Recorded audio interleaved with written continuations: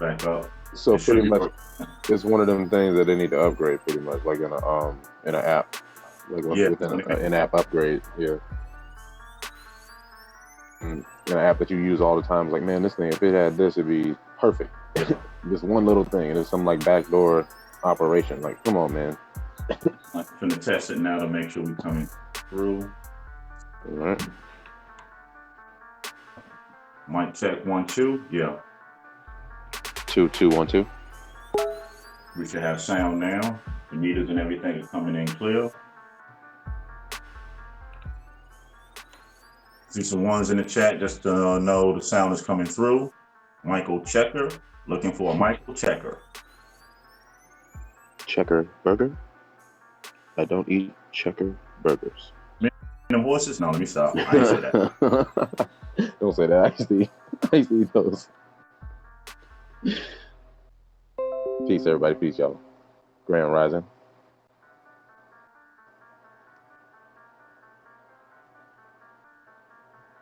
All right.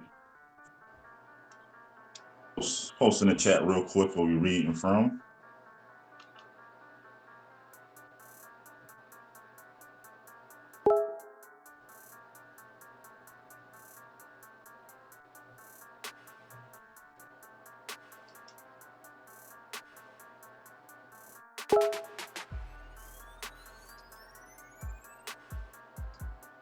I posted the link that we're going to be reading from, or this rising. Hope everyone had an enjoyable evening and night. Everything was cool with you, no sellout? Yep. Well rested. How about yourself? I know you were doing some reading. Yeah, just reading and relaxing, some comedy and laughing. I might have missed some on TV. No, I don't watch TV. But yeah, all is well. Mm-hmm. You got the chance to get the copy of the article we're reading from? Mm-hmm. All right, These origins of the Buffalo Soldiers. Yeah. I'll start it off. All right. This rising, we're reading from Retrace the Legacy of the Buffalo Soldiers in the National Parks. And this article is dated February 4th, 2019. It states, before there were National Park Service Rangers, there was the U.S. Army. And within the Army, a remarkable unit known as the Buffalo Soldiers had lasting impacts in places still preserved as national parks today. Over a century later, their stories and legacy are interwoven into the fabric of this nation's history. So delve into their fascinating and inspiring story and retrace the footsteps of the Buffalo Soldiers in these national parks. It states the origins of the Buffalo Soldiers.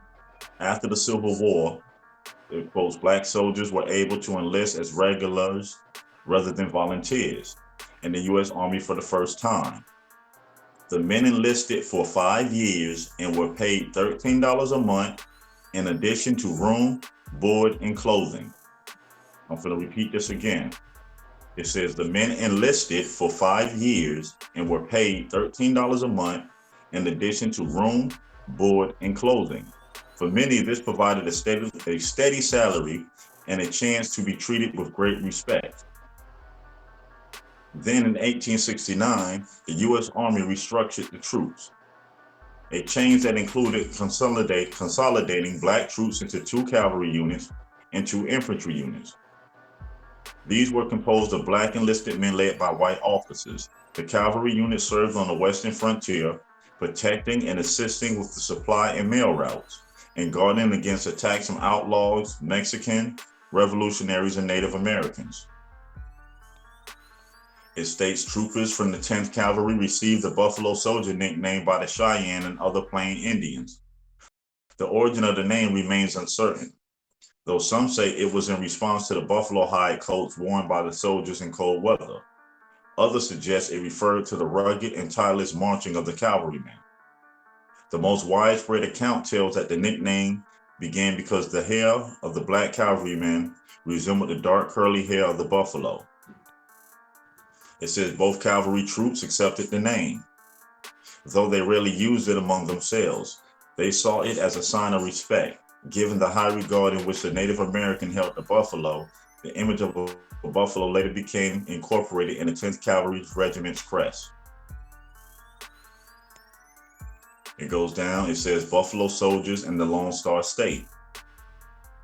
Fort Davis National Historical Site interprets the history of the Buffalo Soldiers in Texas between 1867 and 1885.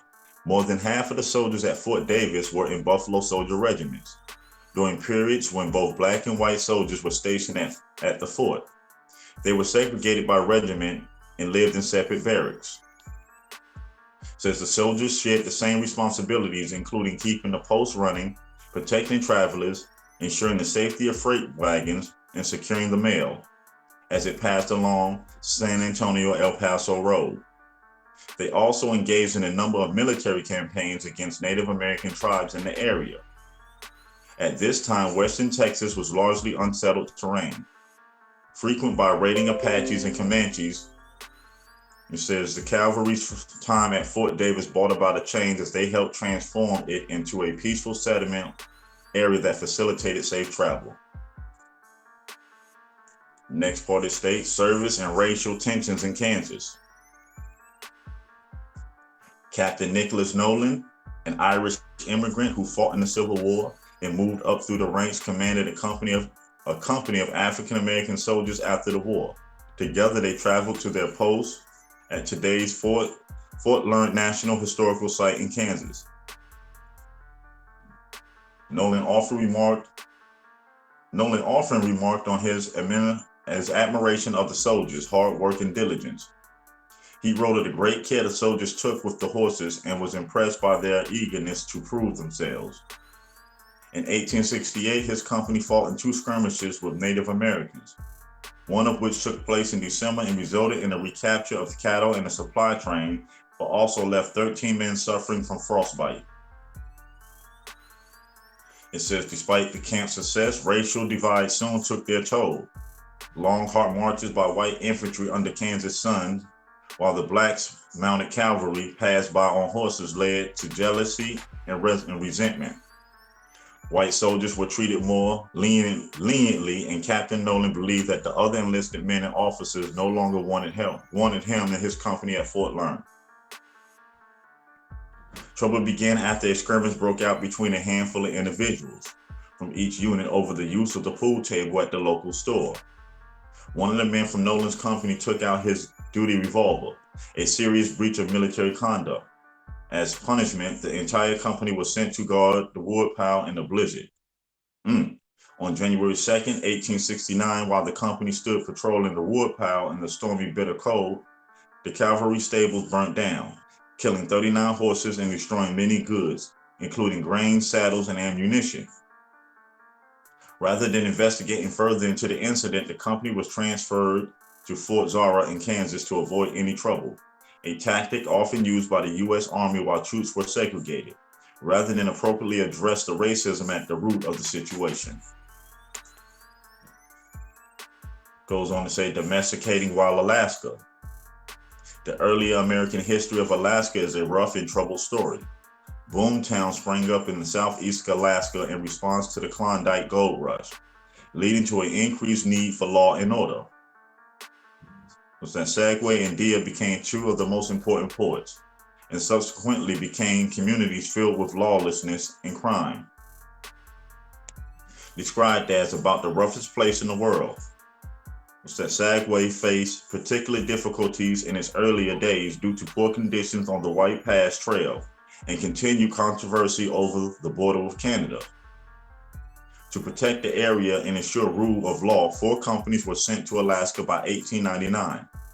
Only 1 remained, and by May 1899, it was replaced by the Buffalo Soldiers of the 24th Infantry. This unit, referred to as Company Ale, consisted of 112 African American enlisted men, first arriving in Dia, Alaska. The company, led by Captain Henry Walter Hovey, found Dia as a dwindling town of only 75 occupants and increasingly infrequent shipments. That summer, a forest fire started. resulting in the loss of the dock, barracks, officer cabins, and storehouses. With nothing left, Captain Hovey and his troops moved camp to Sagway. Just as the Buffalo Soldiers helped ensure the rule of law in other posts, so did they protect the town in today's Klondike Gold Rush National Historic Park. In Sagway, the Buffalo Soldiers escorted deserters back to their ships, investigated mysterious gunshots, notified the town of President McKinley's assassination, patrolled the town, prevented major damage during the Sagway River flood.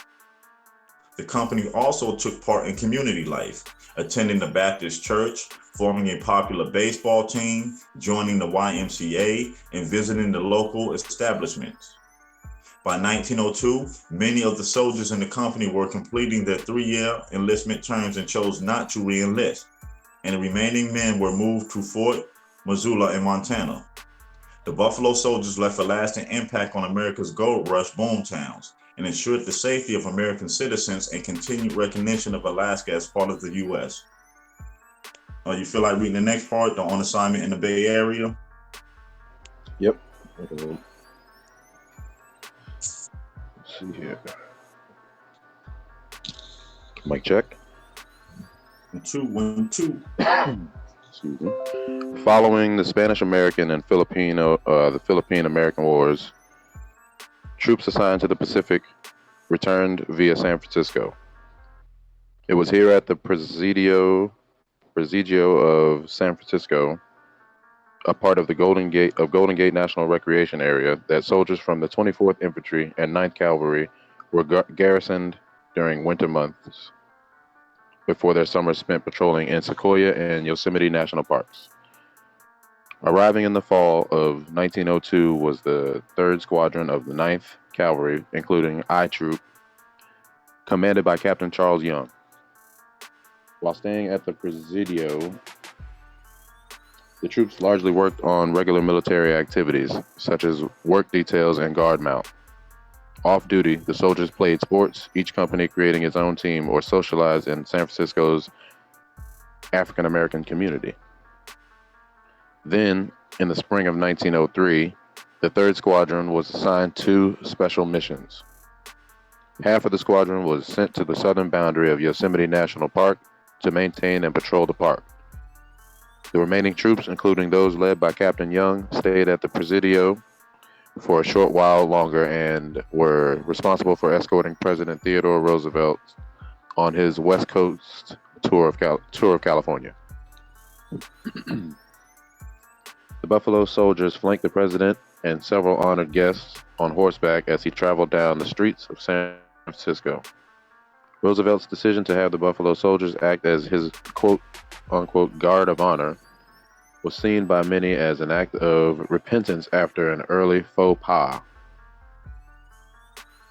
The president had praised black soldiers for their service at the crest of San Juan Hill in 1898, but shortly afterwards, he made disparaging comments regarding their ability as professional soldiers, remarks which were printed by Scribner's magazine. The troops were next sent to patrol Sequoia National Park. Reaching new heights in California is the next section. With the exception of Colonel Charles Young, officers were almost always of Euro-American descent. While acting as the military superintendent of Sequoia National Park in 1903, Young led a group of soldiers largely consisting of Philippine war veterans. Role as rangers, the soldiers assisted in maintaining public lands, keeping them safe from poachers and wildfires. They also oversaw the construction of the park's infrastructure. Young led the soldiers in the summer of 1903 as they made incredible progress in the park. Between 40 to 50 men and up to 12 horses rapidly constructed mile after mile of new road through the rocky terrain. They completed a much-needed wagon road into the giant forest, the first trail to Mount Whitney, reaching the tallest peak in the contiguous United States. They also forged a road to the base of Morro Rock, thus allowing the public to access the mountaintop forest for the first time. These accomplishments literally paved the way for all infrastructure in today's Sequoia and Kings Canyon National Parks. Man, put the word literally in there.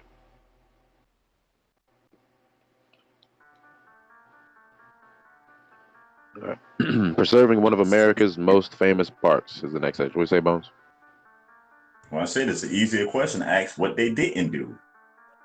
Facts. I'm gonna go on mute to read. That was stupid. All right. In addition to work conducted in Sequoia National Park, the U.S. Army was responsible for administration of Yosemite National Park in 1891 and 1913. Their work laid the foundation for park management as we know it today. Buffalo soldiers prevented poaching, stopped timber theft, and extinguished forest fires. The troops helped the local economy by supporting local businesses and brought rule of law to the mountainous area. They were also responsible for building an arboretum near the South Fork of Merced River in 1904, the first museum in a national park. Life for the Buffalo soldiers was constantly challenging as they served in U.S. Army. On top of navigating the hardships of service, they were marginalized and mistreated because of the color of their skin. In the face of unrelenting racism and inequality, they showed themselves as strong and successful soldiers in performing their jobs, while having to carry the burden of diplomatically negotiating tensions to prevent trouble. Their fortitude on the battlefield and in conflicts earned them the everlasting nickname as the Buffalo Soldiers. Their work in conservation also made an Their work in conservation also made an indelible impact in preserving public lands, setting the foundation for roles of park rangers and ensuring the protection of future of national parks. Are they still using Buffalo soldiers as park rangers right now? It's a good chance in some cases. You wouldn't know until you know the division number and name. Yeah. Wow.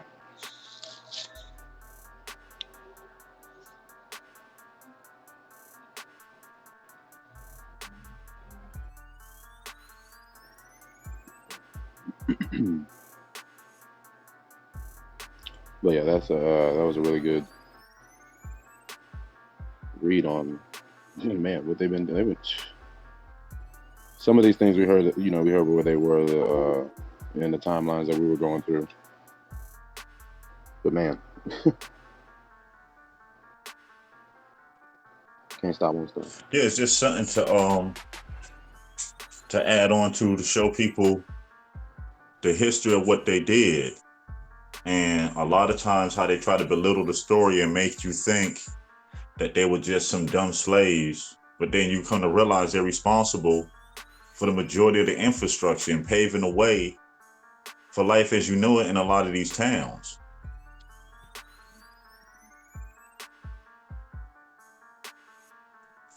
That a lot of things that they even, like they said, they escorted the mail. They were protection for the expansion out west.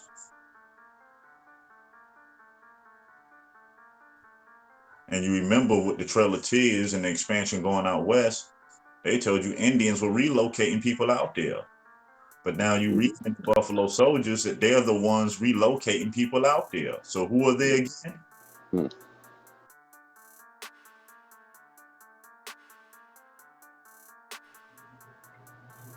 Sound like Indians to me. You know, and then you read the history on how they mapped out the national parks. They knew they were around the land.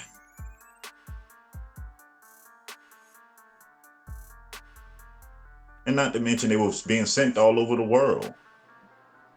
Yep. If this wasn't their home, why they get sent to all these places, even to Africa, they fight in wars in North Africa, why they come back? You're not gonna re-enlist? Why do they come back? We know they wasn't forced to fight, that they were getting paid for this. And you might be like, oh, $13 a month. $13 a month back in the 1800s, that's a lot of money. Said it was a decent salary. When they And great tell you, respect. they try to tell you the stories that our ancestors were living bad and this and that. What you just read, while the other soldiers, the so-called white soldiers, they walking on foot, carrying stuff. Your ancestors on horseback.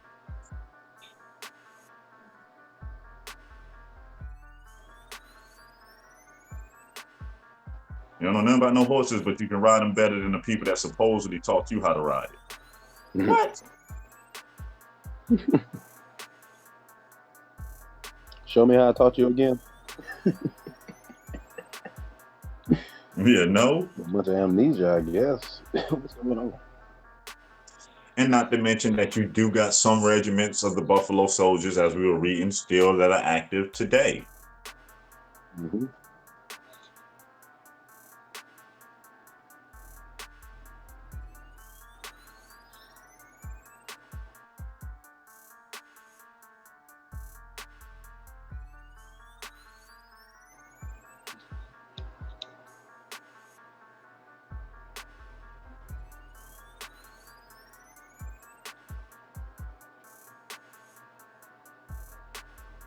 Mr. White too, great.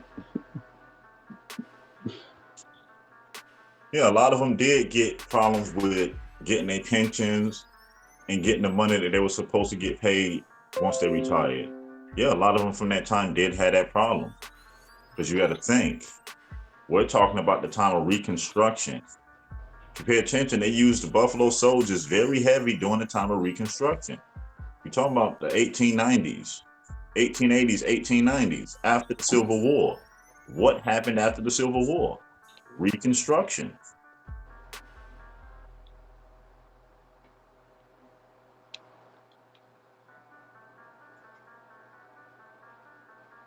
When some people be like, where were our fighters at? There they go. I mean, we don't know why they decided to take paid jobs for the military. Some of them, it was to provide a living, you know. You can only read and speculate. But we know what they have done and we know what they're responsible for. And this information also helps with genealogy. Because a lot of family members moved around during these times. Especially if you had loved ones that was in the military. And as you can see, you'd be wondering how you have ancestors and relatives off of this landmass. Well, you see the Buffalo Soldiers left this landmass multiple times. Yep, to numerous lands, not just one. I mean, you know about the melanated population in Alaska. By knowing about them and reading this story, you know a lot of them are descendants of the Buffalo Soldiers who went to Alaska and decided to stay. Mm-hmm. They said not all of them re-enlisted in Alaska. Some of them decided to stay and live in Alaska. They built towns there. You get to a town, there's only 75 people there. Y'all get there, y'all put it in motion. I probably wouldn't leave either. It just gives you a chance to look at the timeline and realize it's not always this story that they try to push on you to trigger these emotions. It gets you acting in a particular way, or to get you so emotional that you don't pay attention to basic facts that's facing you face to face.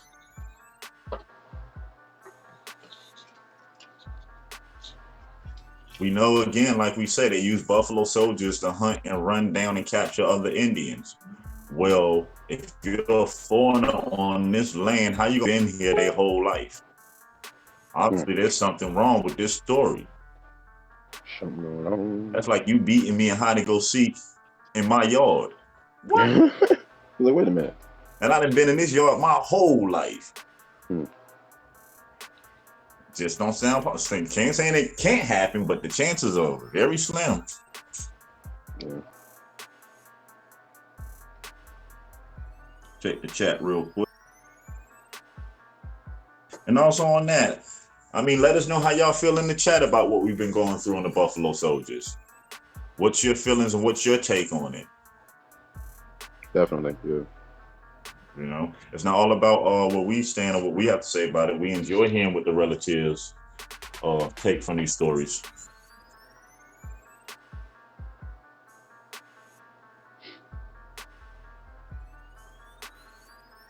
Peace, Golden Moon.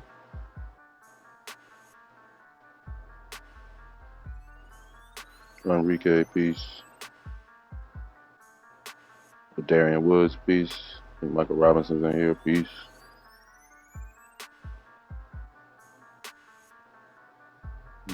Copper Color Queen, peace.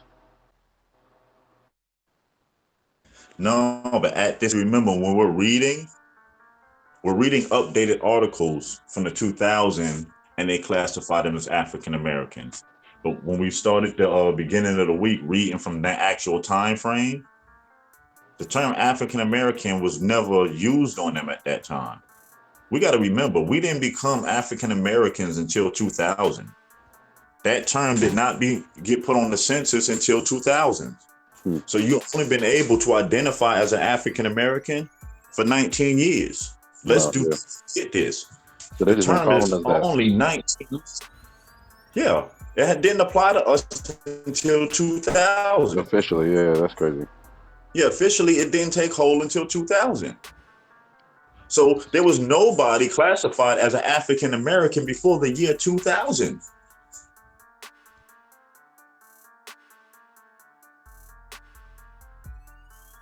That's just like when we talk about the term black. Yes, you see it written in books, but you got didn't apply to us until 1920. Before 1920, we were Negro and colored. It's the top of the 1900s that towards us.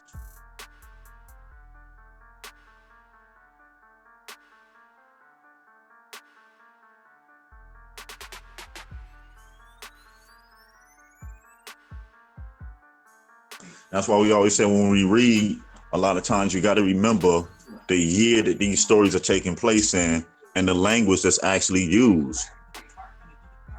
Because a lot of times it'll throw you. That's why we always say, check the sources, the primary sources. See where the information came from. That person's work so you get a better understanding.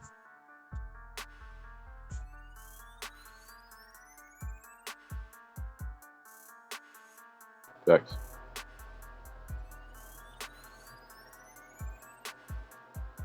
Yeah, I like what TMH said.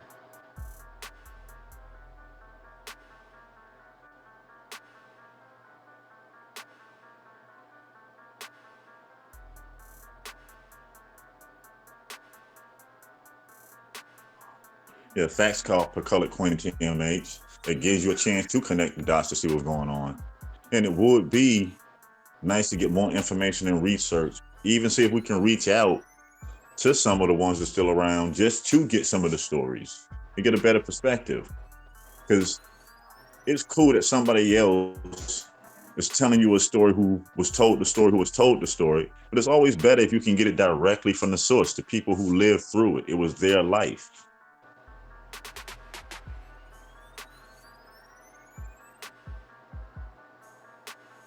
Because I find it hard to believe for them to say that all these things were happening to our ancestors, but they enlist in the military by the hundreds.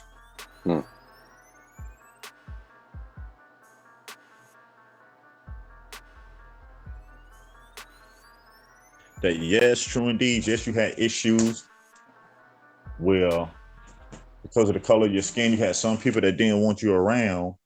But still, our ancestors were voluntarily signing up and getting paid for certain things. I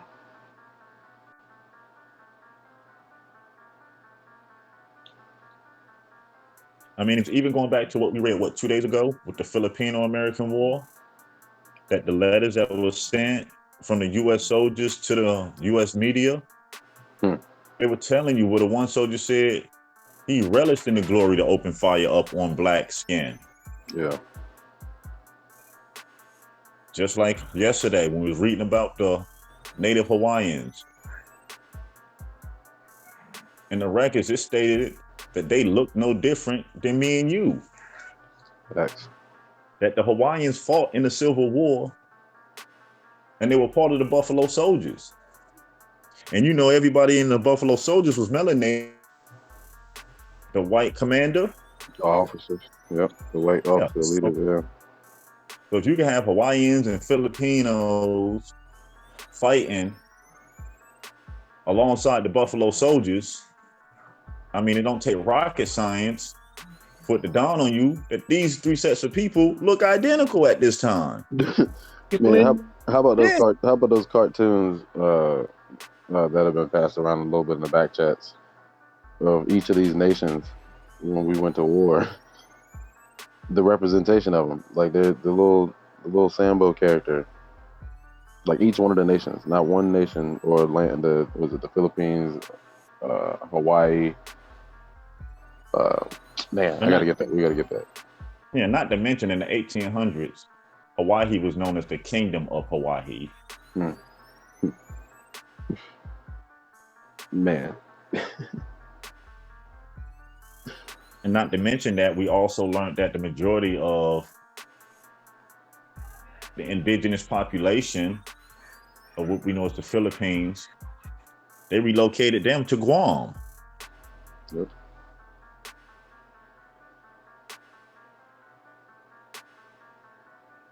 So what points out to me is this: if the Hawaiian Islands are melanated, Polynesian is melanated, Philippine is melanated, majority of all the islands out there's a good chance they were what? Melanated. Because they tell you that the Hawaiian Islands, they didn't get their Asian descent until the Japanese came in, or the Filipino Islands. And that's, in the history of time, that's recent.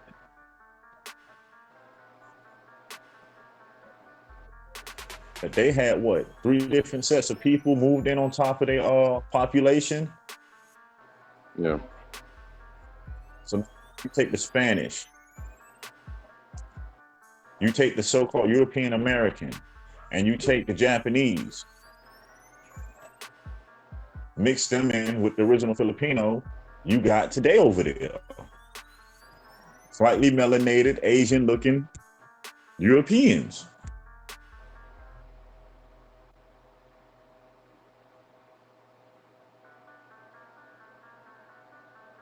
I mean, when you look at it that way, it'll help you understand why genealogy is important. Why you can't just go by using your eyes to identify where a person comes from. Facts.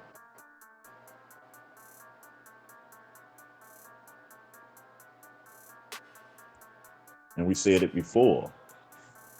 A lot of people keep complaining about a lot of the Meccan census and things like that, with not realizing what they are really for. When the census is here to allocate resources, and when you're not participating, then by default, how you can complain when there's no resources for you? I'm gonna say again, if you're not participating, how can you complain when there's no resources for you?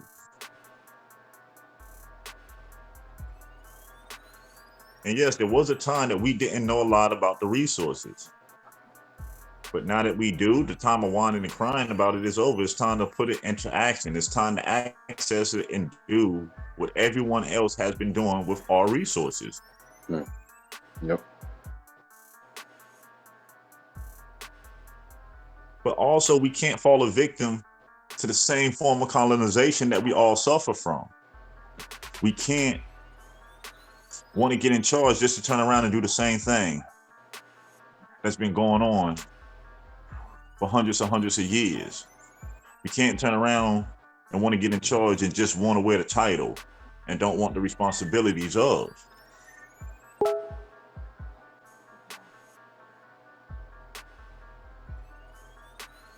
You know, it takes us being activated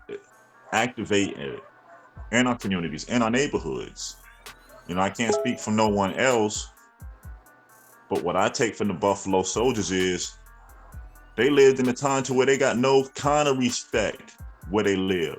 But at that time, they allowed that to stop them what they know that had to be done.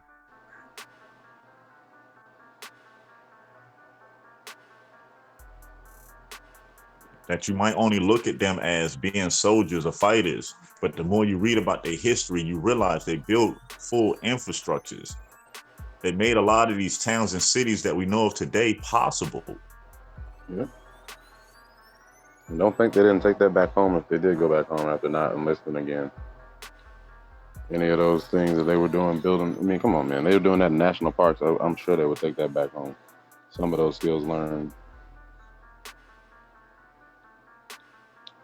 I mean, it would make sense. They don't enlist. You see the big boom of what they want to call Negro construction from all your black Wall Streets and stuff that's popping up around the early 1900s, late 1800s, at the time when a lot of these soldiers are not re-enlisting. They had the money, they had the skill sets to build their communities. See, we always look at these different multiple so-called black Wall Streets in our history, but never take the time out to ask ourselves, where did the finances come from? Where did the funds come from? The infrastructure. Well, now if you start putting two and two together, you have a whole lot of Army engineers that's not re-enlisting, that's deciding to stay home after they polished off their skill sets. They were getting $13 a month, room, board, taken care of for 5 years.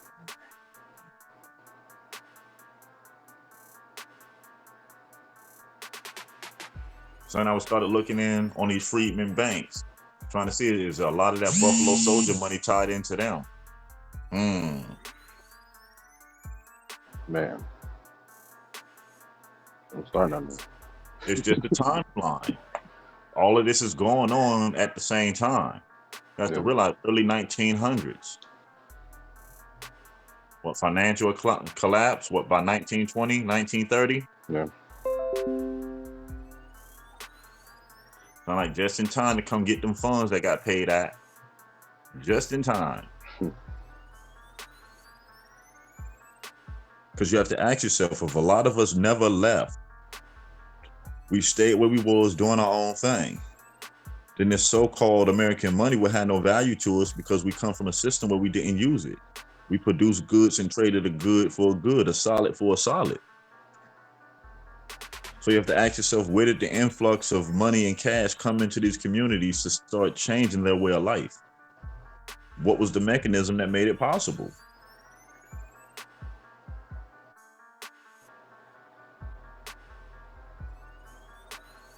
So just another trail. Yep. It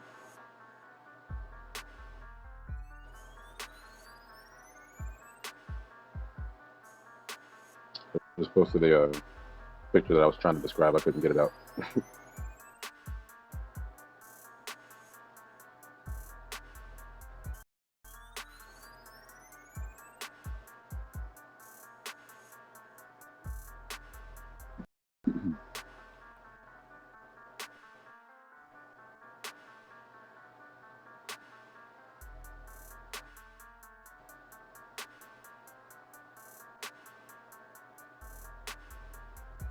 Yeah, we should have bought it. Facts. Facts. They never got the respect they deserved, but they got the job done. And they lived at a time to where the conditions of life was way more harsher than what we go through. We have luxuries that our ancestors could only dream about. And they got way more accomplished. So we have to ask ourselves, how and why was that possible? Could it be these things that we consider luxuries are the things that keep us dormant, so back how we need to be, because we be so distracted? You know, just another thought.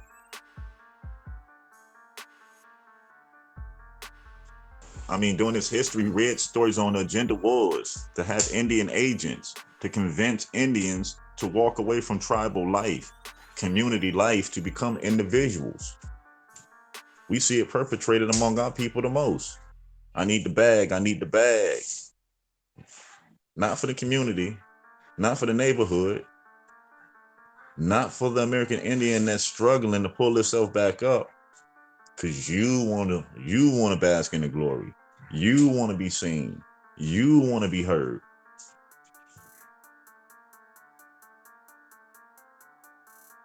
It has been said before. We know now that they have researched and studied us for over 200 years. If it's took 200 years and they're still fighting us to keep us under control in this system, we can't be so reckless and foolish to think that we're going to get out of this overnight.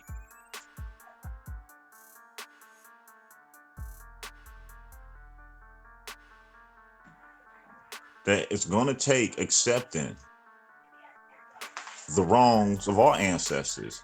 And it doesn't mean giving nobody else a pass for the wrong that they have done.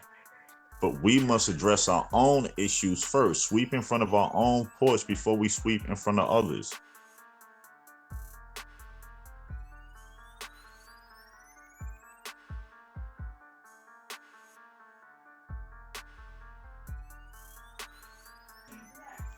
I mean, I done heard TMA say it multiple times, that it's about cleaning up our communities and changing that narrative.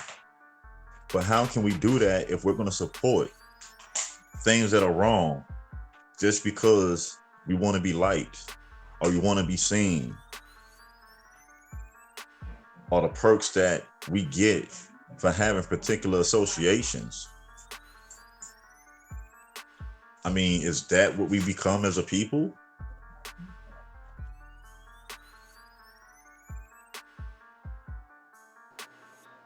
Following trends is part of that too. People follow trends, not looking back at their ancestors at all. Not 1 minute. But then we'll sit here and want to be clueless on why our conditions don't change. Our conditions don't change because we don't change. There's a lot of people saying don't get involved with the government, stay away from it. Well, I'm going to say it again. If you're not participating and using your voice, how can you expect anything to change for your benefit?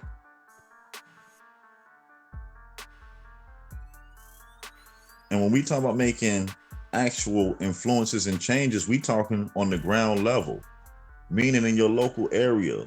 Them politics are more important to you than national politics, because your local districts and your states, that's where you need to affect change first. That's where we need to be involved in our communities.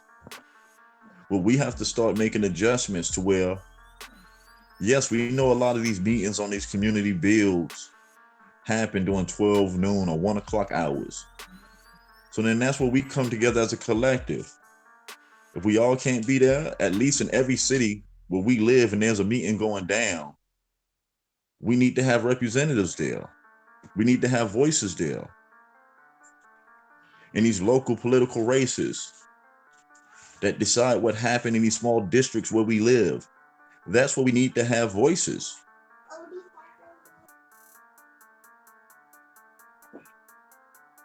If we look at our ancestors and not going that far back,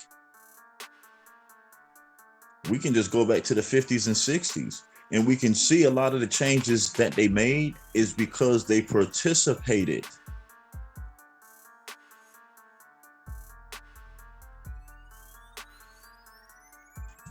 And not only did they participate, they realized the importance of their funds and their voices. That we can't keep hollering and crying for change, but every day spending our money to secure our destruction. And I say again, we can't spend our time hollering about change, but spending our money towards our own destruction. That there's never going to be a time where everybody is going to get along singing Kumbaya. It was never a utopia. It was always at war.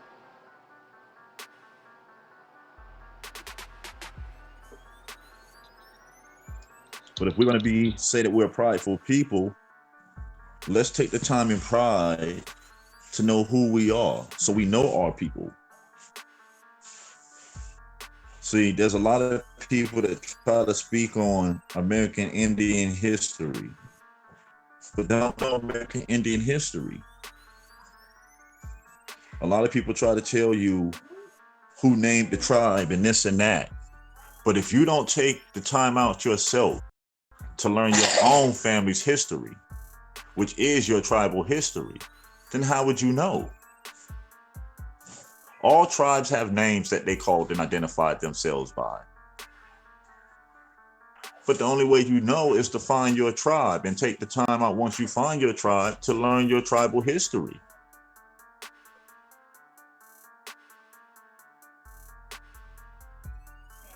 And no, it's not supposed to be an easy plight, because it wasn't easy to get in this situation. We talking about hundreds and hundreds of years.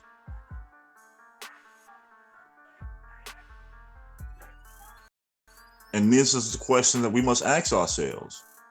If we have to take our time that's left to implement this, so our children or our children's children can have better days, are we willing to make them sacrifices? Okay. We complain about the school systems, but are we willing to take the sacrifices on what it takes to start schools, to teach our children the lessons that they need to be taught, especially when it's been laid out that it doesn't take rocket science to do this? We did a whole 501c series, and I can't speak for nobody else, but what it showed me is off of 501c's and all the different USDA grants and programs, you can basically become self-sufficient. And the more you dig into it, you come to find out that's how these Mormon communities did it. That's how these Catholic communities did it. That's how your Chinatowns did it. So if everybody else is accessing these resources and mechanisms designed for us, by us, and we're not,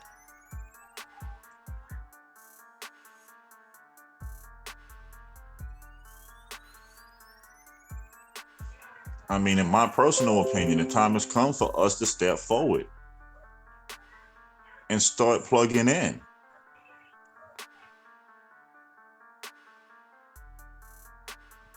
And yes, it's a numbers game. And it don't take as many as people think. It was about, 2-3 months ago, no sellout. We was watching a thing. We were showing the numbers. If 30% of our population, Man, 30% of brown voters, just the 30%. so-called African American, would shift any election. 30% of us just stop voting Democrat. If they stop voting Democrat, it will shift an election. It will shift the tide, and that means, you would be voting for something that you want to vote for, hopefully, in this shift, and not just voting for your demise. But yeah, just 30% in one election. It don't take a few elections, but people just vote Democrat because their mama voted Democrat, their daddy voted Democrat, their grandmama look at them funny if they try to vote any other way. So they pressured into voting, because my family says so. That's like saying, I can't accept an engagement ring from a man because the rock ain't a certain size. I'm like, what female goes by that? Who family taught you that? That's how you don't accept a man, because the rock ain't a certain size? He's just a no because of the size of the ring. But yeah, I don't know. It's just. But I was gonna say something about that voting thing earlier. It's similar to what you were saying, Bones, to you being a voter. If you're a voter and you hear somebody who doesn't vote still complain about the system, you don't want to hear them complaining. They don't even vote. The same as participation. You're not trying to participate in what's going on, but you're trying to complain about what's going on at the same time. What sense does that make?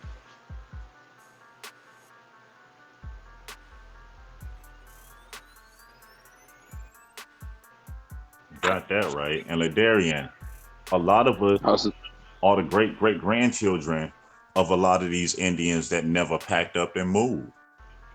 Big. Especially like a majority of us that's in the South. to where you get back to the 17 and 1600s, and your people are still in the South. You know, we are what they became over time through programming and indoctrination. We are them people. We done got so far away from who we were originally was, we forgot. We even see it now. I mean, come on, let's be honest. When it comes to our older generation that lives more isolated in the countries and stuff, the majority of our population, we don't want to hear that. We want to be where the lights at, the bright lights. We want to be seen, latest fashion, cars, and jewelry.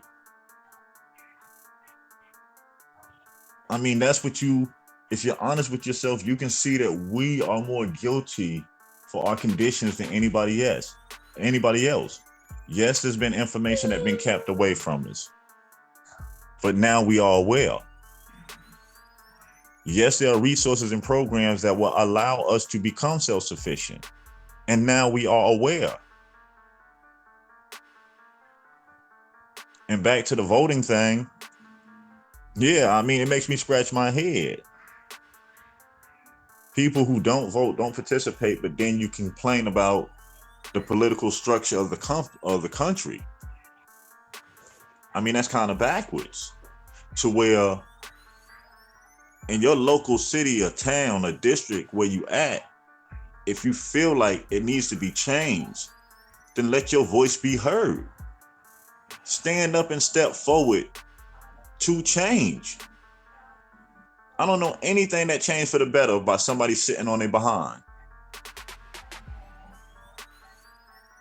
I mean, if we're not willing to even participate in becoming candidates on local levels, on local small levels, what are we really talking about?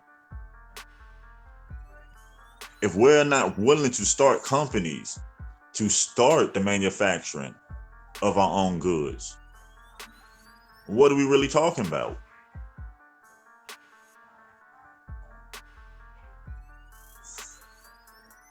Are we here as the remnants of the American Indians that have been forgotten, wiped out on paper? Or are we here just with colonized minds trying to get the bags for ourselves?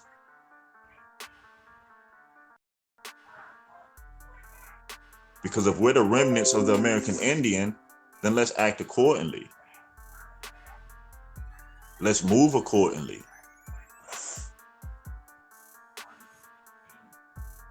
Let's make sure we do our due diligence when we're doing our genealogy. To record this information, not only keep it digitally, keep yourself copies, multiple copies.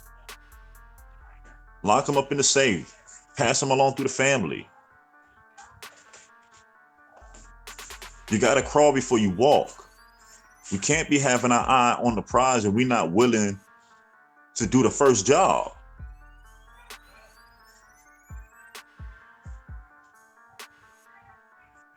And maybe it's our job to ignite the next generation to wake them up.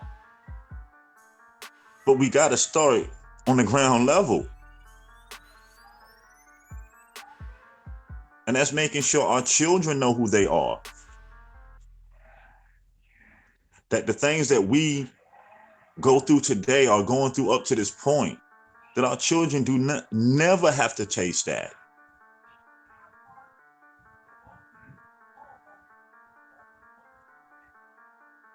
That our heritage, let's just don't be prideful on these YouTube chats and streams.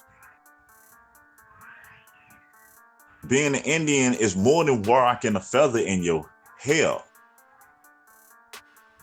Being an Indian is way more than wearing colors or doing a particular dance. Where's the display of brotherhood? Where's the love? Where's the need to make sure that our brothers and sisters have what's required and what's needed for them to live out their dreams? When are we gonna start caring for each other. Forget what anybody else think about us or got to say, because that really doesn't matter, especially when we don't care about each other enough.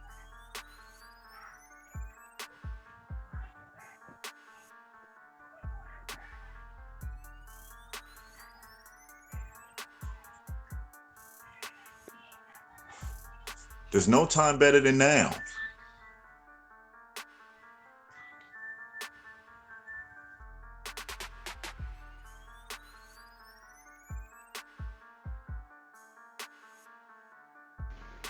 Big facts.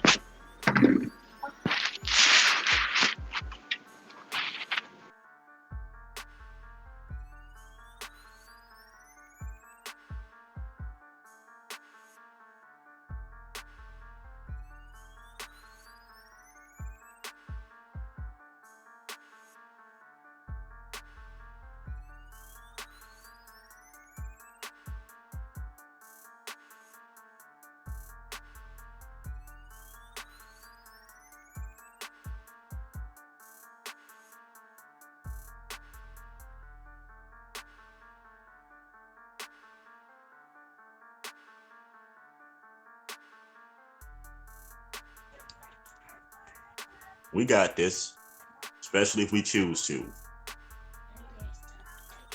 And again, if you need help with your genealogy, you can visit www.autonomousassembly.com, where there's 50 free genealogy websites to get you started.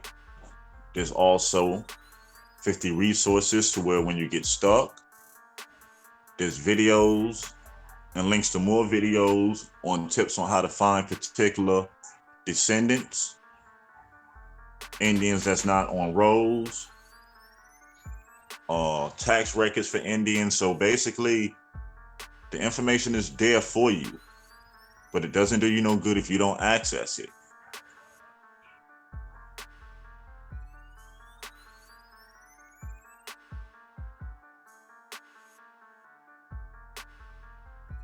Like they say, time is of the essence. It's July. 2020 is around the corner. This is not the time to get lax. This is not the time to get distracted. This is the time that all get a call. It's time for all hands on deck. Our future is at stake. Each generation gets a chance. It's our time now. Are we going to let more of our history get pushed to the back and forgotten? Are we going to make sure over these next couple of months that we do our due diligence to help as many that need the help? I'm not talking about arguing with nobody, convincing nobody. No, that's not our job or our responsibility. To inform. And those who want to know and those who do the work, we do our best as a community to help. Each one teach one, and we move forward.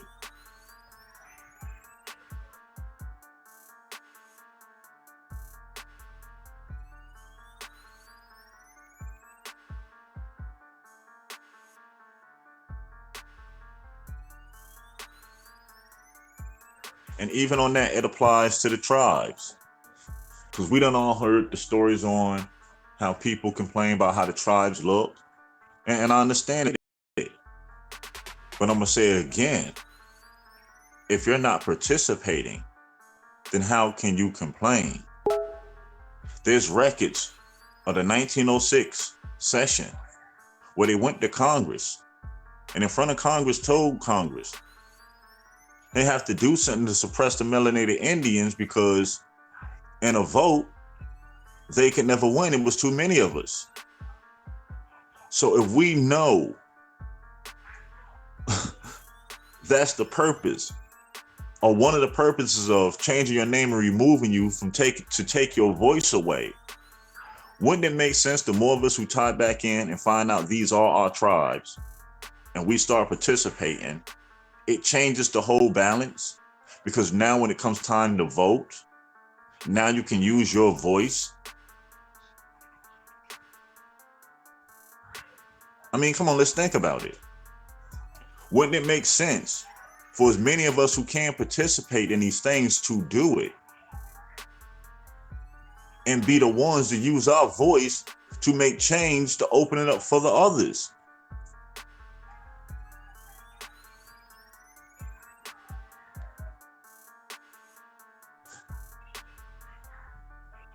It's just something to think about.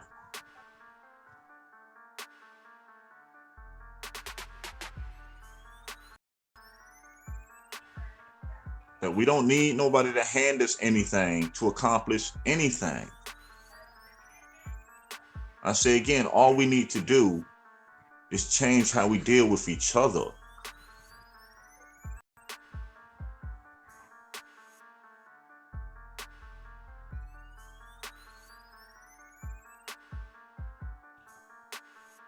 I don't have to like you to make sure 7 generations are free.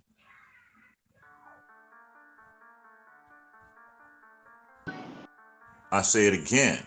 I don't have to like you to make sure the next 7 generations are free.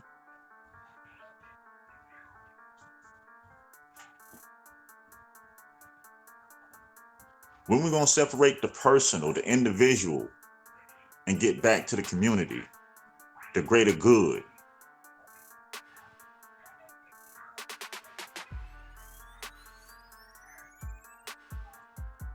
This week, we went through the Buffalo Soldiers. And it's ironic that we started on Monday and it ran through the 4th of July.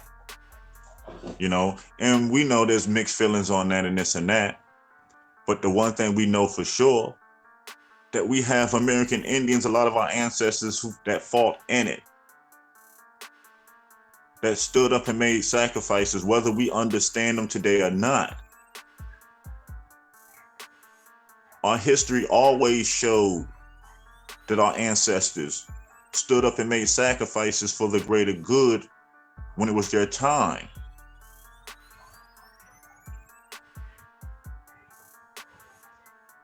It's our time. It's our time as a collective. And we understand it ain't gonna be millions, it might be a couple of hundred. But if that's what it is, let's get this work done, my relatives. Let's make sure our time here does not go in vain.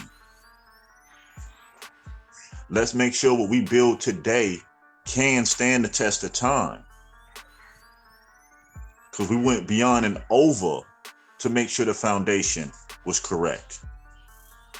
That we left no stone unturned in making sure the mechanisms that we design moving forward to protect our children, to protect our women, our elderly, are airtight. But also be willing to check ourselves and those who look like us when we step out of line. Also be willing to take acceptance for the wrongs we have done. None of us are perfect and we'll all make mistakes. But if it's a mistake, get up, dust yourself off, make it right and move forward. We wonder why we get excuses from the world. Because we're given too many excuses on why we can't. We have a choice.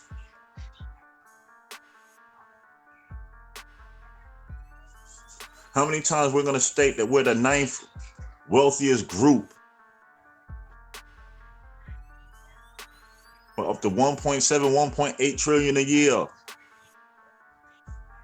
Wasted on TVs, phones, sneakers, things we don't need, and things we don't manufacture.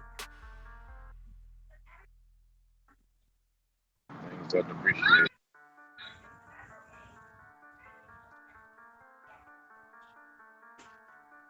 We have to change the ideology of our culture.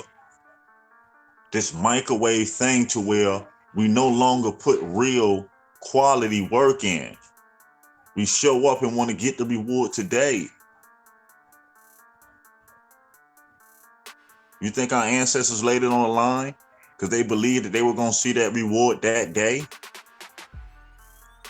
Knowing the true history of the 1968 Fair Housing Act, do you think King still went through to get success on that day? When did we become selfish, ungrateful?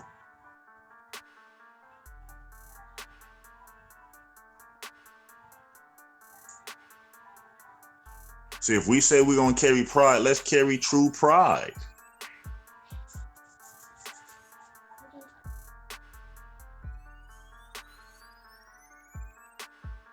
Show the world why our names have been changed, why they erase us from history. Not from out of fear of vengeance, because out of the creativity and what we can change the world and mold it to be.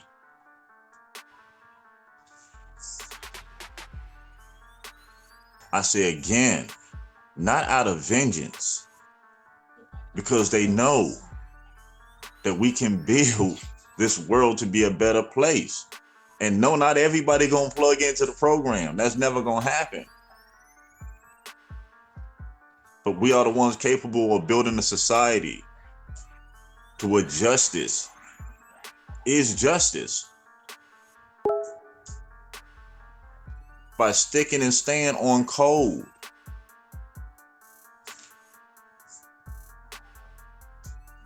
By realizing that the damages that we all suffer from these colonized minds. And also realizing that the damages on most of us are irreversible. I'm finna say it again. The damages on the majority of us are irreversible.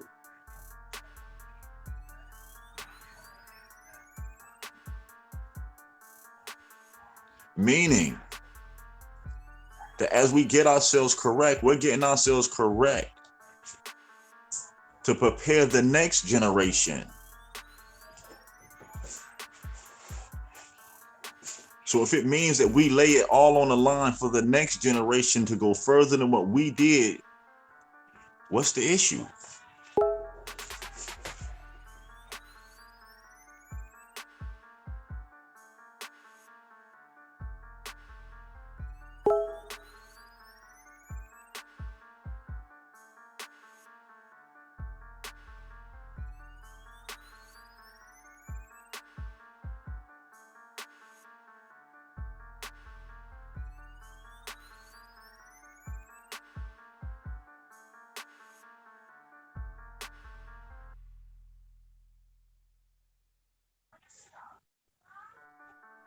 Like I said, let's take this time or this week to use what we read on our ancestors that fought in these wars to remind us on sacrifices that was made for us to be able to have the things that we have here today. The sacrifices that were made for us to even have these conversations every rising consistently by our ancestors.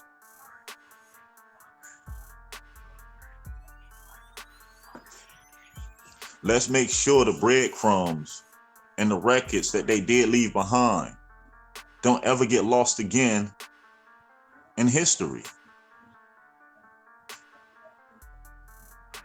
Just like as a culture, we rock them shoes and that jewelry and them bags. We should have that same pride towards our family records.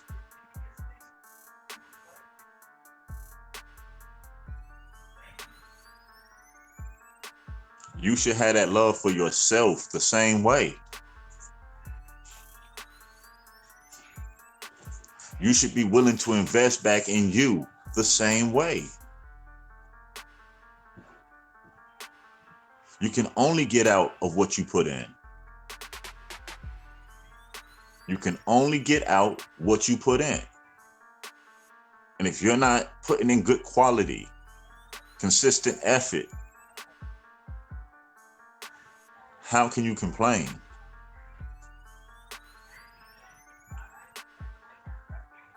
How many times we sit here and people rant and bang on the so-called African American leadership. Okay, we know it's messed up.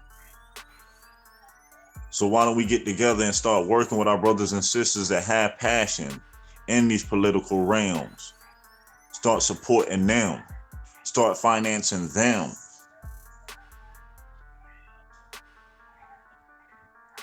I don't know, I might just be rambling here.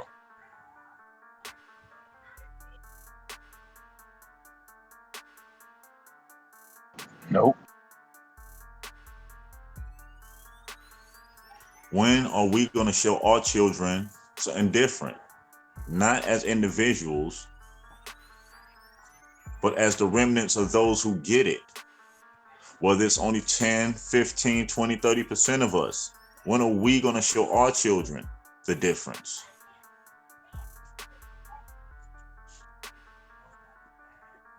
See, we done said this before. It's kind of hard for people to know that they're dealing with garbage if they don't have nothing to compare it to or against. So let's be that difference. Not when we on this channel or in these chats. Let's be that difference off these channels and chats.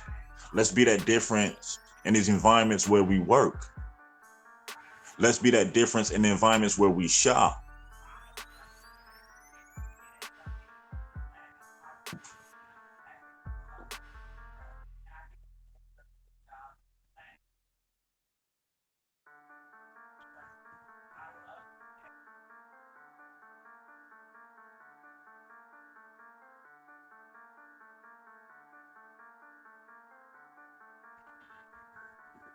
And I say again, genealogy is the key.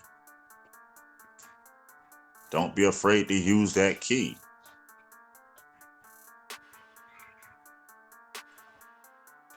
You never get to where you want to go if you have no idea where you come from and who you are. Because you can be behind something, giving all your energy and power behind it just to find out that ain't you.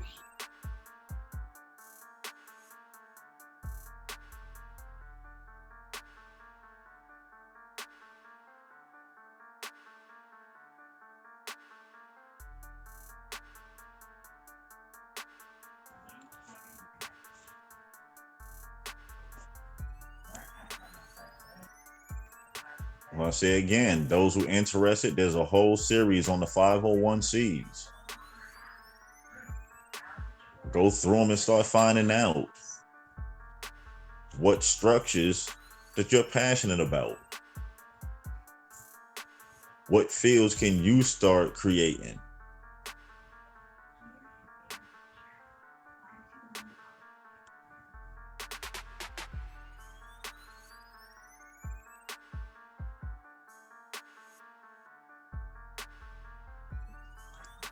Even when we went through the HUD Section 3s, we're aware about it. Now it's time to start mobilizing on these things. Time for us to start putting heads and stuff together to start moving.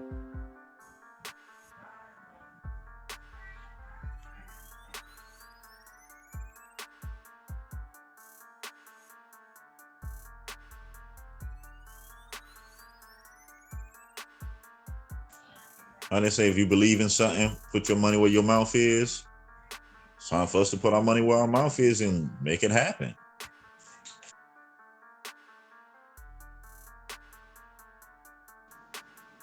Yep. Right with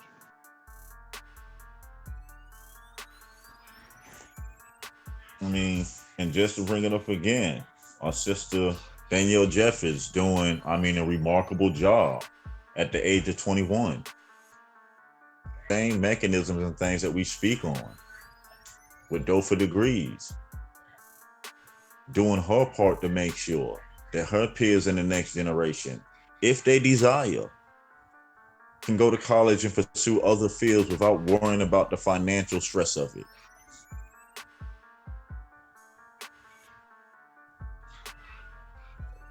And that's taking the resources and mechanisms and applying them, putting them to use.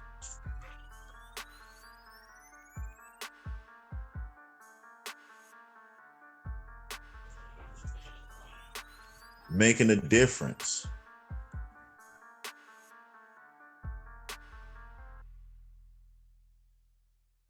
So when people say that it can't be done, I need the proof. There's multiple organizations that's showing you every day. How many times we done broke down the NFL to even show everyone the NFL is a non-profit organization. Even broke down to show everyone that the U.S. military is non-profit. The majority of your hospitals, insurance companies, credit unions, some of your banks are non-profits.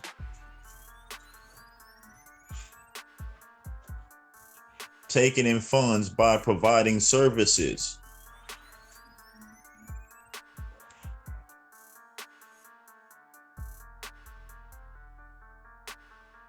So you telling me we can't apply ourselves to these same programs, but stick to code to make sure that we apply these services the correct way to our community so we are self-sufficient?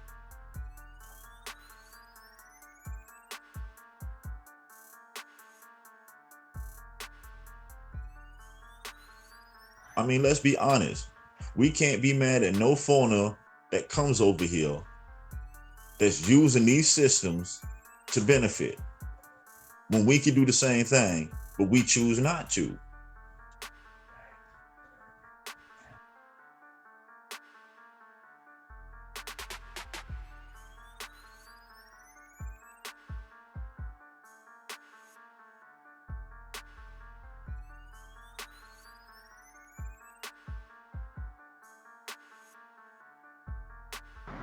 There's some people who look like us also who choose not to spread this information or would rather get paid off of it.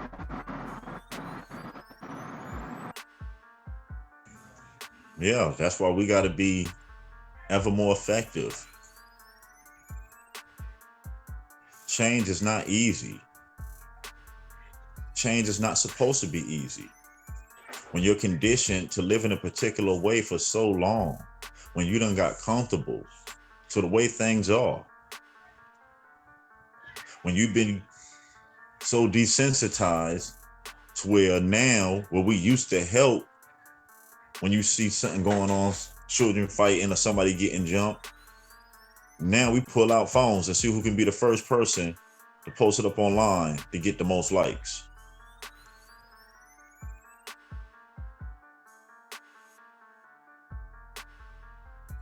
That not only other people make $1 off of the worst of our community, we're breaking our necks to put as much of it out there for free. Man.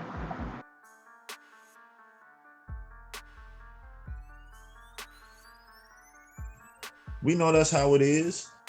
You can have a program that's teaching people how to access finances and how to build business and do it the right way. Yes, you're going to get a couple of people. Turn around, drop a world star stripper video. Oh my goodness. And we wonder what's wrong.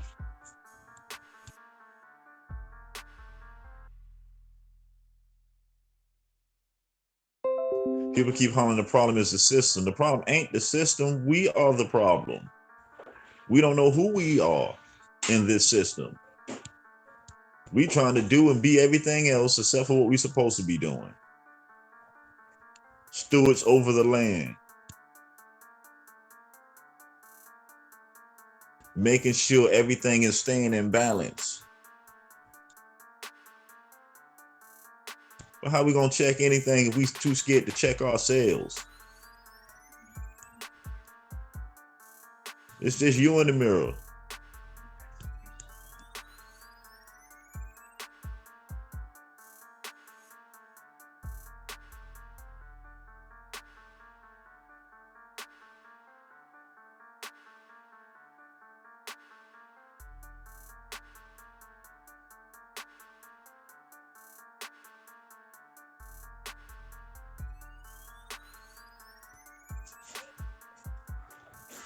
I mean, it can be done. We watch it. We watch it. We see a lot of the constructions and stuff that's going on, and we understand what's happening.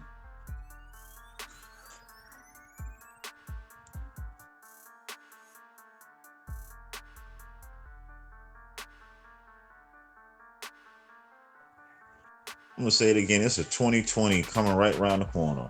We know the census. That's why we pushing this genealogy to inform as many as possible.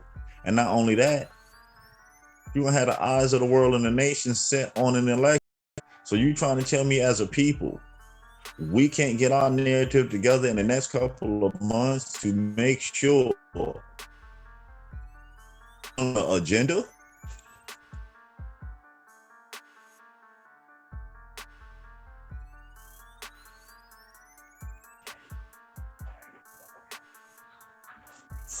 I mean, come on, what are we doing? That we can't start thinking, plug and play this thing? That if you know, and this is just using examples real quick, if we know there's media cameras and stuff out, people out there doing their campaigning and stuff in our areas, you trying to tell me that we can't mobilize in particular areas and having brochures and information on who we are? That we cannot plug into these same mechanisms to use it to move our message through?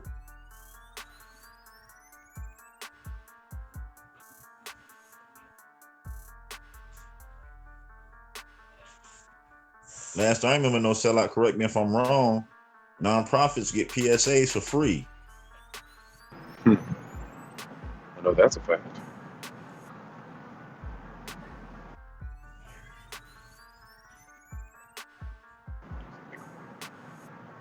Give another jewel away real quick this rising.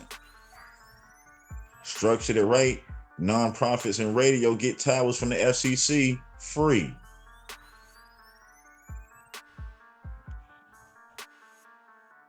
How much?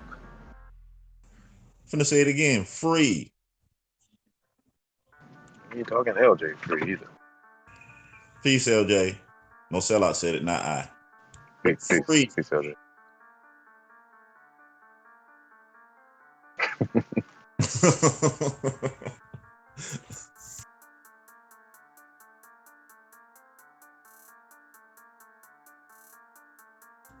It's time to take the talk and put it into action. It's time to start taking these things and putting the blueprints on paper to move forward. It's time to stop being afraid of the boogeyman. Because if you're sitting here and you're accessing the system and following the procedures, what are you afraid of?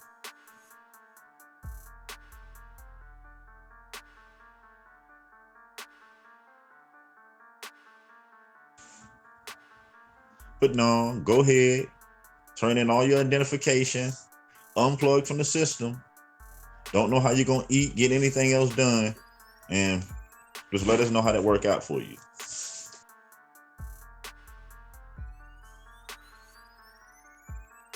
I think we know how it works out.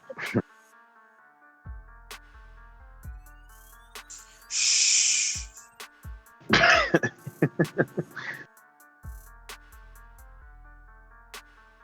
I tried to hit.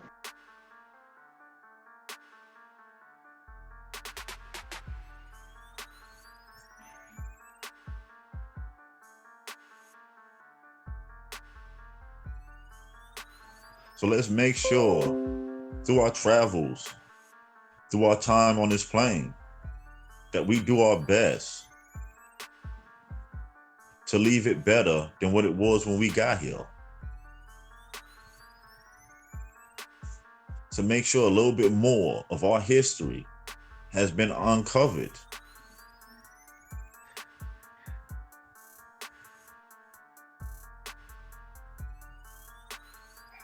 To make sure that we leave a more effective and efficient paper trail for the next generations.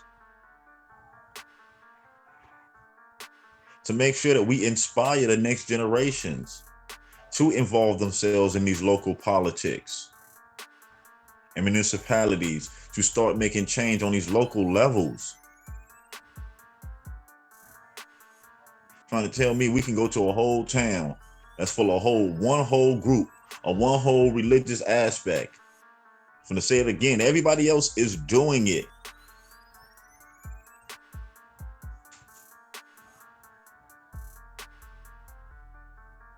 We do not have to reinvent the wheel.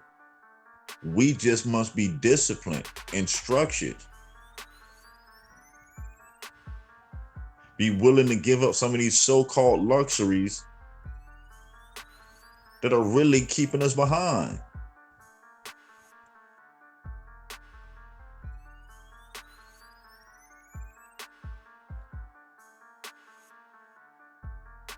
And keep putting solutions on the table that can be applied.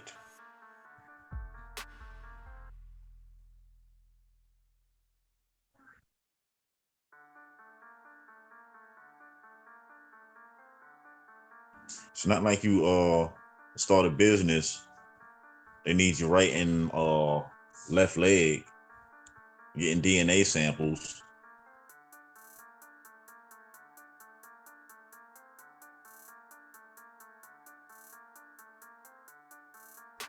You'll be like, oh, what business gonna do? Well, look at it this way.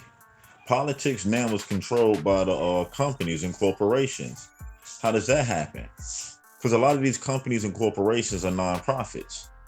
So these nonprofits that's taking in these donations from their profit sides to be tax deductible, they had the ability to spend 49.9% of what they took in as a nonprofit towards any political campaign. I'm going to say this again. 49.9% of what they took in towards any political campaign. No sellout real quick. What's the maximum amount that they can receive? Is a bajillion a number? Whatever it is, they unlimited basically, right? Yeah, I think that's unlimited. So I can't speak for no one else. For me, what that means is, hold up.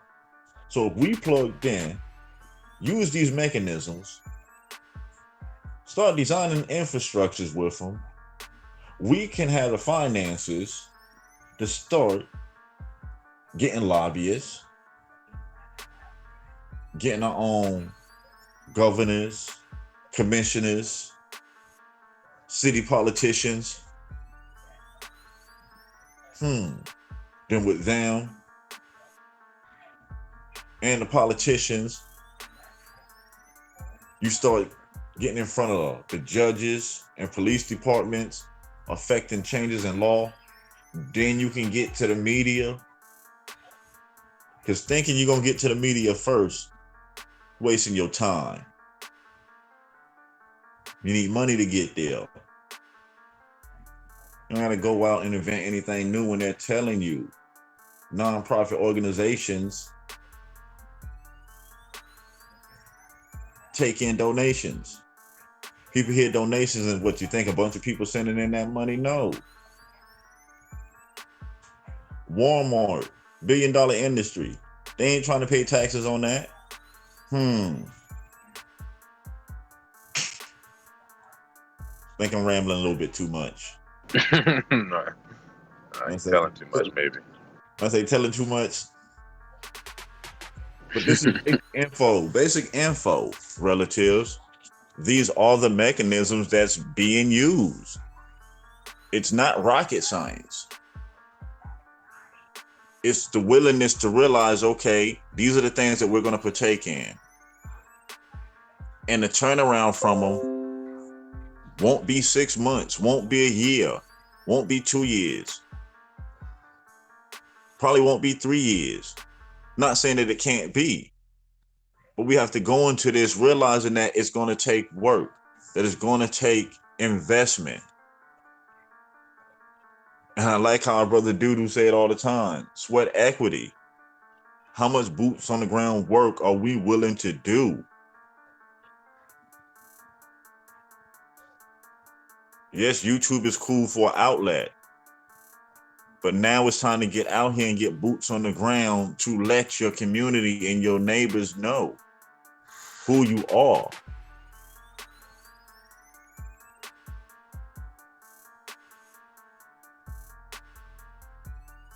It's time to put the call out to all who hear. And those who hear, we do our best to help.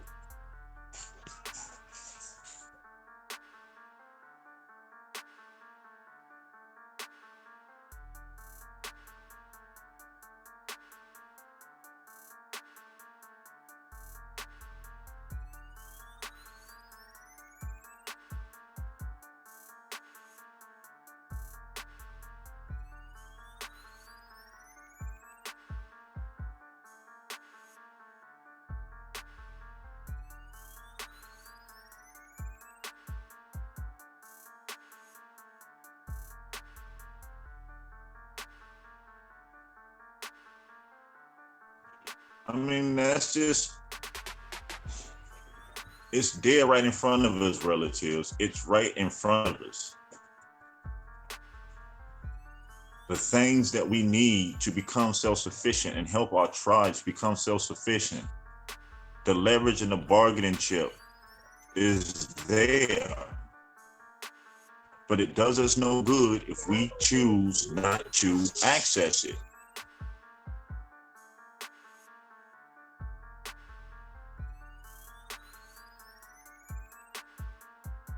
I mean, I can go back to my introduction to this community to a lot of people. I remember my brother Tim H saying multiple times on what it is, that his skill set isn't what he do. And think about it. Ain't nothing special happen. I ain't have to give him an arm and a leg. I just made a phone call and asked the brother for his advice.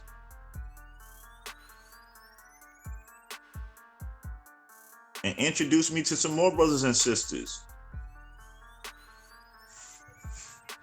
I mean, I'm not sitting here saying that it works just to be saying it. I know, because we're living it.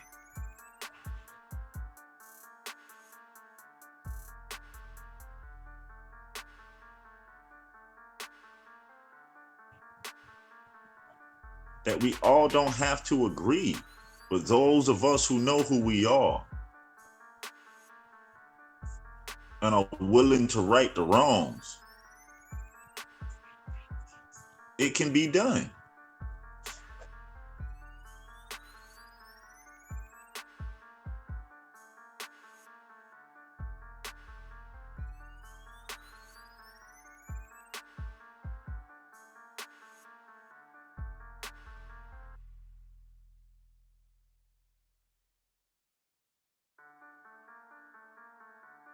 You got that right, Free. That's just like doing our research dealing with these different city municipalities and representatives. A lot of people keep the dollar amount, I mean, they're all right. And a lot of your teachers, a lot of your people who work in the hospital, police officers, firefighters, they below the poverty line, y'all. Don't gotta take my word for it. Look it up. You'd be surprised.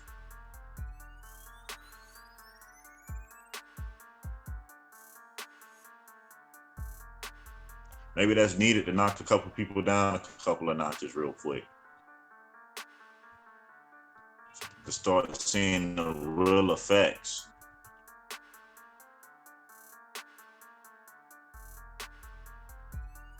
They tell you your neighborhood so bad that you need police in it all day, but Walmart right around the corner. What?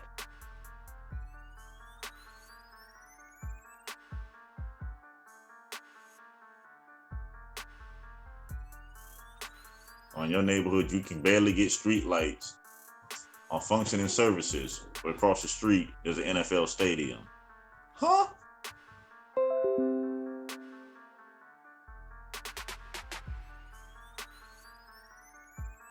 And not only there's a stadium, we making sure that we buying the most jerseys, buying tickets, going to the games.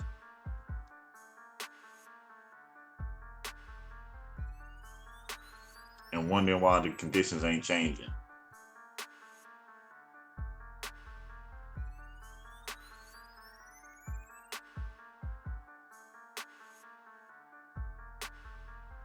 Just something to think about.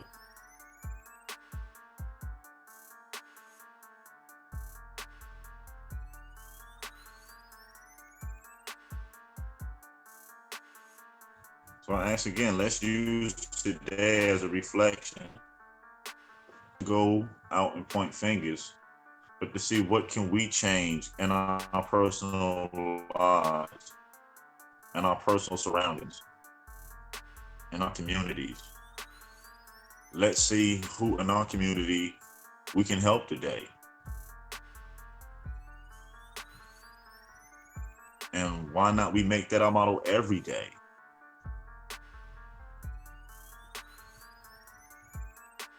You know, just another thing to think about.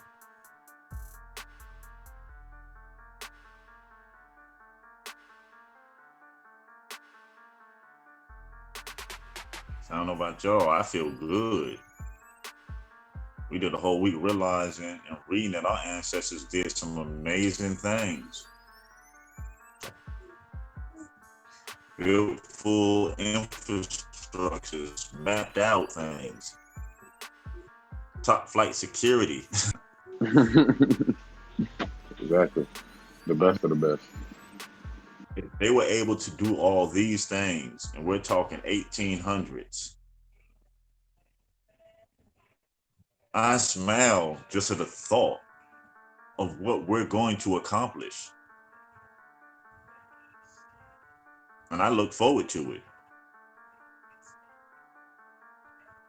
Like I say all the time, there's no better place I'd rather be than with the relatives. Because I know what we will accomplish.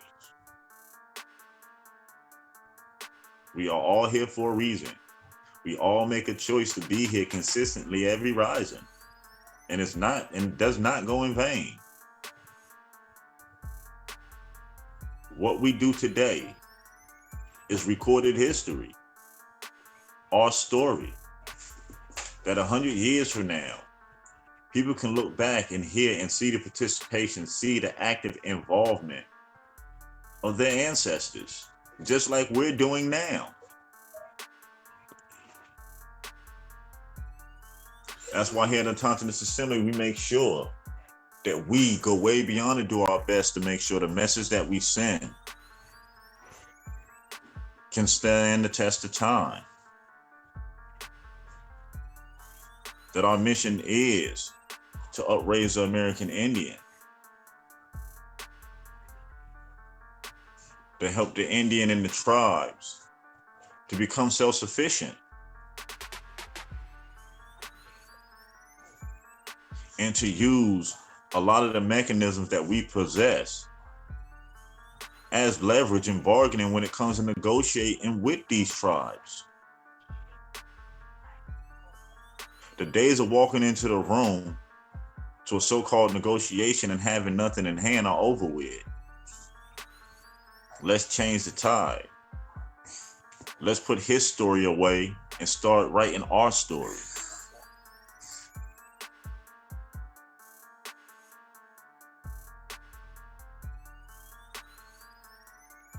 Any closing remarks, no sellout?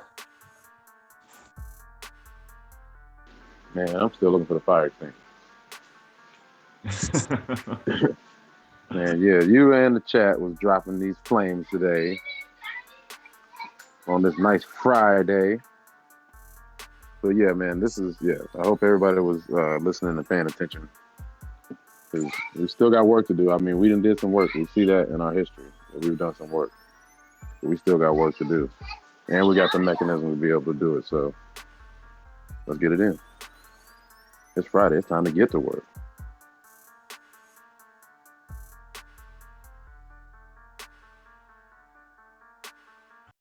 I guess on that note, like we say, it's always fun we here with the relatives. No other place we'd rather be this rising. To all the relatives, a very, very blessed Friday. And until we link up again, peace. Peace, y'all.